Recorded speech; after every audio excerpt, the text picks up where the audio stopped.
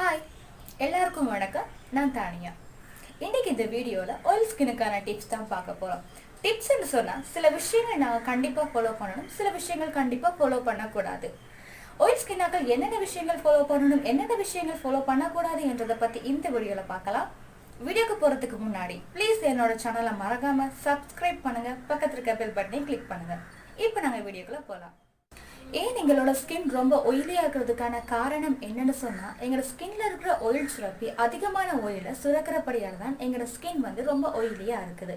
இதனால் pimples, marks இந்த மாதிரியான ஸ்கின் ப்ராப்ளம் ஆயில் ஸ்கின் ஆக்களுக்கு ரொம்ப அதிகமாகவே வரும்.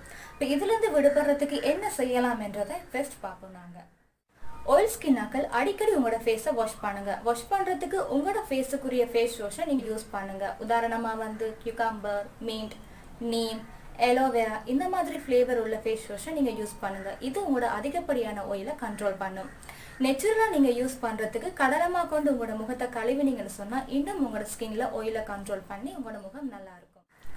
அடுத்தது ஒன்ஸ் a week கண்டிப்பாக நீங்கள் உங்களோட ஸ்கின்னை ஸ்க்ரப் பண்ணுங்கள். ஸ்க்ரப் பண்ணிங்கன்னு சொன்னால் உங்களோட ஸ்கின்ல இருக்க டெட் ஸ்கின் அதை ரிமூவ் பண்ணும். அதே நேரத்தில் பிளாக் ஹெட்ஸ், ஒயிட் ஹெட்ஸை ரிமூவ் பண்ணுறதுக்கு ஈஸியாக இருக்கும். நீங்கள் வெயிலில் போயிட்டு வந்தீங்கன்னு சொன்னால் கண்டிப்பாக உங்களோட ஃபேஸை நல்லா வாஷ் பண்ணுங்கள். வாஷ் பண்ணதுக்கப்புறம் ஒரு ஃபேஸ் பேக் அப்ளை பண்ணுங்கள். ஃபேஸ் பேக் தயிர், கடலை மாவு, எலுமிச்சை சாறு இது மூணையும் நல்லா மிக்ஸ் பண்ணி உங்களோட ஃபேஸில் அப்ளை பண்ணுங்கள். 20 minutes விட்டுட்டு நீங்கள் சாதாரணமாக வாஷ் பண்ணலாம். இந்த மாதிரி செஞ்சீங்கன்னு சொன்னால் வெயில்னால் ஏற்பட்ட பாதிப்புகள் இல்லாமல் போகும். நார்மலாக நீங்கள் ஃபேஸ் பேக்குக்கு தக்காளி சாறை கூட ஃபேஸில் அப்ளை பண்ணலாம். 20 minutes விட்டுட்டு நீங்கள் சாதாரணமாக வாஷ் பண்ணி கொள்ளலாம். ஆயில் ஸ்கின் ஆக்கள் கண்டிப்பாக மாய்ஸ்சரைசிங் ஜெல் அப்ளை பண்ணணும்.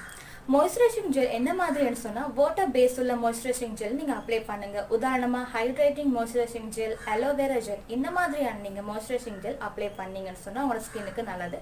சாதாரணமாக வீட்டில் இருக்கும் பொழுது, வெளியில் போகும் பொழுது கூட நீங்கள் அப்ளை பண்ணலாம். ஐஸ் கியூபால் நீங்கள் நார்மலாக உங்களோட ஃபேஸை நீங்கள் மசாஜ் பண்ணலாம்.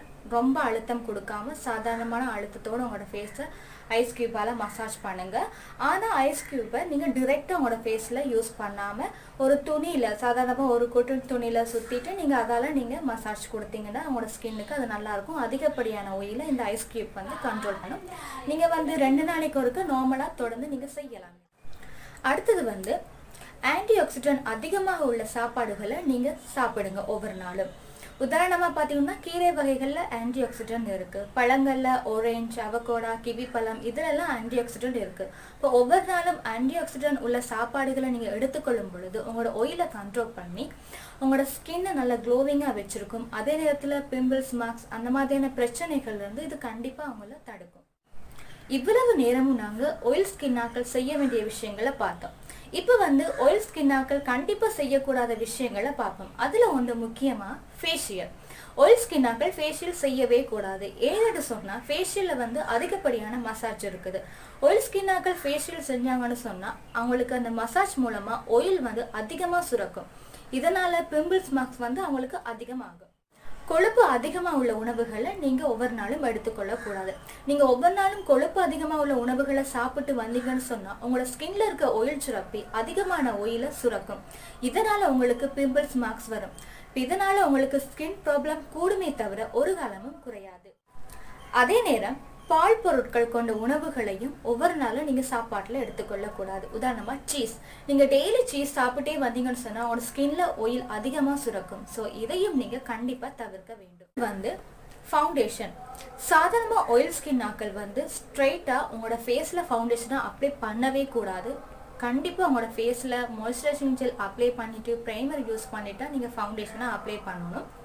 ஃபவுண்டேஷன் உங்களோட ஸ்கின்னுக்குரிய ஃபவுண்டேஷன் நீங்கள் சூஸ் பண்ணி யூஸ் பண்ணிங்கன்னா இன்னும் அது உங்களுக்கு யூஸ்ஃபுல்லாக இருக்கும். ஆயில் ஸ்கின் ஆக்கள் கண்டிப்பாக இந்த மாதிரியான விஷயங்களை ஃபாலோ பண்ணுங்கள். அப்படி ஃபாலோ பண்ணிங்கன்னு சொன்னால் உங்களோட ஸ்கின் பார்க்குறதுக்கு ரொம்ப அழகாக இருக்கும். அதே நேரத்தில் ஸ்கின் ப்ராப்ளத்துலேருந்து உங்களோட ஸ்கின்னை நீங்கள் பாதுகாக்கலாம்.